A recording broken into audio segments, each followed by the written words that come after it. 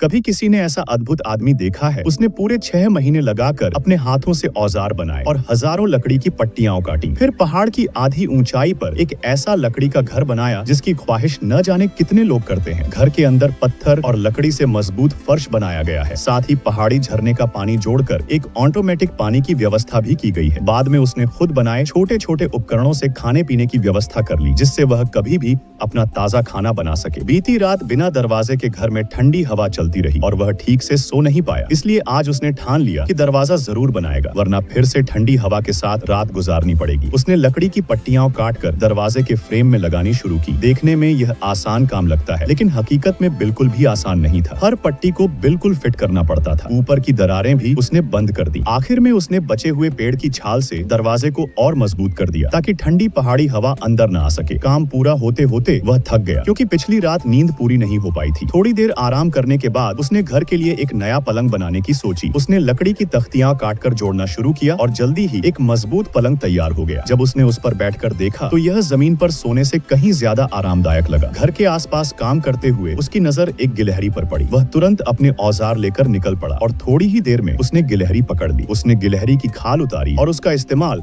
रस्सी के साथ मिलाकर उपयोगी चीजें बनाने में करने की योजना बनाई। यह दुकान से खरीदी चीजों से भी बेहतर साबित हुई। वहीं पास में उसे जमीन पर गिरे एक बड़े गोल लकड़ी के ठूंठ पर नजर पड़ी। यह कई साल पुराना था और बाहर से बिल्कुल चिकना दिख रहा था। उसने सोचा इसे घर ले जाकर मेज बना देगा। बड़ी मशक्कत से उसने उसे घसीट कर घर तक पहुंचा दिया। पास में पड़े कुछ छोटे लकड़ी के ठूंठों को भी उसने उठाया और उन्हें टेबल के पैर की तरह इस्तेमाल कर लिया। अब उसके घर में एक बढ़िया लकड़ी की मेज भी तैयार हो गई। घर का अंदरूनी हिस्सा अभी भी खाली लग रहा था, इसलिए उसने सोचा कि एक और चीज बना ले। उसने दर्जनों लकड़ी की पतली टहनियां जमीन में गाड़कर गोल आकार का ढांचा बनाया और उसमें लकड़ी के डंडे कसकर फिट कर दिए। इसके बाद उसने एक मोटे बांस को लाकर उसे कई हिस्सों में काटा और छीलकर चिकना कर दिया। इसमें पूरा दिन लग गया। फिर उसने बांस की पट्टियां बनाकर उन्हें जोड़ दिया और एक मजबूत ढांचा तैयार कर लिया। उस पर अपनी हाथ से बुनी हुई बांस की चटाई बिछा दी। अब उसका घर पूरी तरह से सुसज्जित हो गया। बस एक ही परेशानी थी, पानी लाना बहुत मुश्किल था। रोज पहाड़ से पानी लाते लाते उसके जूतों की तली भी घिस गई थी। तभी उसने सोचा कि घर के पास ही पानी का बड़ा लकड़ी का नाला बना ले। उसने एक मोटा लकड़ी का लट्ठा उठाया और कुल्हाड़ी से काटकर उसमें गहरी नाली बनाने लगा, ताकि उसमें से पानी बह सके।